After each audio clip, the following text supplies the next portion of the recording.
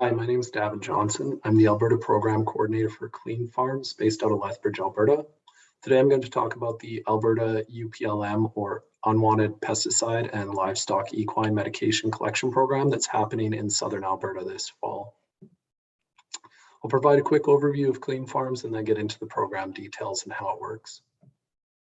So Clean Farms is an industry-led nonprofit environmental stewardship organization. We develop and operate collection programs across Canada to send agricultural plastics and other ag-related products for recycling or safe disposal. We have over 70 member companies representing multiple sectors of the agricultural industry across Canada. Now, our programs, they help Canadian farmers to address agricultural waste management and resource use in their communities. And as you can see, we operate multiple programs across the country in both pilot and permanent program status. Detailed information about each program in the province is available on our website via the link on this slide. So in Alberta, we have 6 collection programs, 3 which are permanent and 3 in pilot phase. The permanent programs are all industry funded.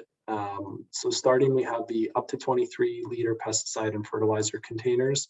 These are currently collected at municipal locations in the province, and they are typically referred to as small containers or jugs. And then we have the above 23 liter pesticide and fertilizer container program, which is collected at retail locations in the province. These are the totes and drums, the bulk containers, large volumes. And then the program I'm going to speak about today, it's the Unwanted Pesticide and Old Livestock Equine Medication Program, which is, again, it's collected at retail locations. For our pilot programs, there's a seed, pesticide, and inoculant bag that's collected at retail locations. There's 45 locations in South Central Alberta as of this year. It will be expanding to be available at all retail locations across the province in 2021. This is industry funded. And then there's a grain bag and twine collection program available across the province, which is funded by Alberta Agriculture and Forestry, and a bale wrap and silage film collection program, which is available in Lethbridge County. It's funded by the Canadian Agricultural Strategic Priorities Program, which is a federally funded program. So the Unwanted Pesticide and Old Livestock / Equine Medication Program, it is industry-led. It was started in 1998 for the collection of unwanted pesticides. It operates on a 3-year cycle Canada-wide. So each area of the country will have a collection. For example, Southern Alberta this year in the fall of 2021. It will happen again in Southern Alberta 3 years from now, so in 2024. So each area of the country is on that 3-year cycle. It's delivered to farmers at no cost. And in 2014, there was a key part where there's a partnership with the Canadian Animal Health Institute to include old livestock and equine medications during these collections. So like I said, the upcoming ones for Alberta, in Southern Alberta, we have the fall of 2021, this fall in October. Northern Alberta and Peace Region will be in fall of 2022. And then again, it rotates on that 3-year cycle. So Southern Alberta in fall of 2024, Northern Alberta and Peace Region in fall of 2025. You can see the map locations for Southern Alberta for this year. Here's a list of the locations as well as the dates. This is all available on our website at cleanfarms.ca. So Southern Alberta this year, the collections will happen between October 25th and 29th. They're at 20 ag retail locations, so there's 4 locations per day. They happen between 9 a.m. and 4 p.m. That's when farmers can bring it to that retail location and dispose of these products free of charge. So what's in and what's out? Essentially, anything that is a commercial class agricultural pesticide identified with a pest control product number, so a PCP number. Typical users of these are obviously farmers, golf courses, municipalities that buy them in bulk. They must have a pesticide applicator's license to be able to purchase the product. And then in terms of the livestock and equine medications, these are used on farm for livestock, poultry, horses, beekeeping. They're identified with a DIN number, a serial number, or a notification number with the PCP number on the label. What is not included are fertilizers, diluted solutions, large quantities of unopened product, which can be dealt with directly with the manufacturer, or treated seed. So seed treatment's included, but the actual seed that has been treated and not used by being seeded in a field, that is not included. Needles and sharps, medicated feed, aerosol containers, as well as domestic class pesticide, fertilizers, and animal health products. So domestic class would be something that's purchased at a home and garden center for use in a domestic setting, as well as the animal health products such as medication for domestic animals at home, and then any other household hazardous waste.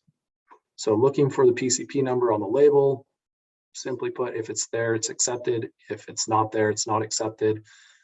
Obviously, there's the caveat or exception that some of the older containers, the labels may not be present, and they're unknown pesticides, and those are typically accepted on a case-by-case basis. And then, so what's the oldest material we've ever received? It was actually in 2020, so last year it had the PCP number of number 19. And to put that in perspective, there's currently over 34,000 registered products. So even as of last year, we receive very, very old product that's been sitting in a Quonset or a barn somewhere. Someone purchases a piece of land and finds it, and then they can bring it in for safe disposal at our collection at no cost to them. So collection day, how does it work? What's it look like? They're, as I said, collected at retail locations throughout the country. We have a hazardous and experienced hazardous waste service contractor, the crew that's there during the collection day, as well as a Cleanfarms site supervisor who has expertise in the crop protection industry. So they're there to greet the farmers, verify the materials are program materials, that is the commercial class pesticides, and rejecting other materials that aren't program related. They complete an exit survey with the farmers to get feedback for future programs, as well as provide a record of receipt that all the materials were disposed of responsibly through our program, if required.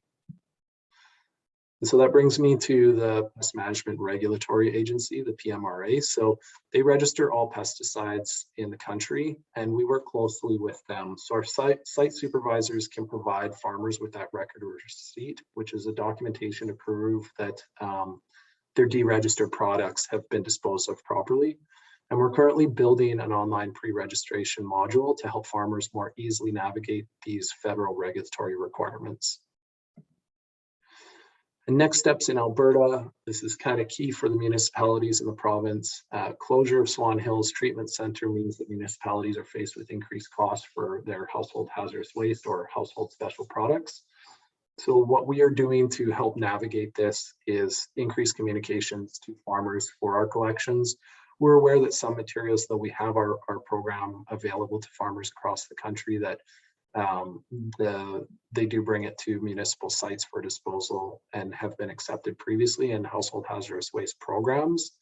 But with the increased cost, just helping municipalities alleviate that burden by ensuring that a lot more farmers are aware of our program to participate. And then we will be assisting municipalities with materials that may be collected during this transition period over the next couple of years. So as some materials may find their way into the municipal household hazardous waste programs, we'll deal with the municipalities on a case-by-case basis. They just have to reach out to us to see how to deal with that material. And just to wrap up, there's Heather Bradley. She's the program coordinator in Eastern Canada and also the coordinator of our UPLM program across the country. She manages all the logistics, the planning of it. And then myself, Davin Johnson, I support her in Alberta with that program and then all our other programs in the province. So if there's any questions regarding this program or any of the programs in the province, you can contact myself for the UPLM program directly, myself or Heather, and our contact details are on this screen. Thank you so much.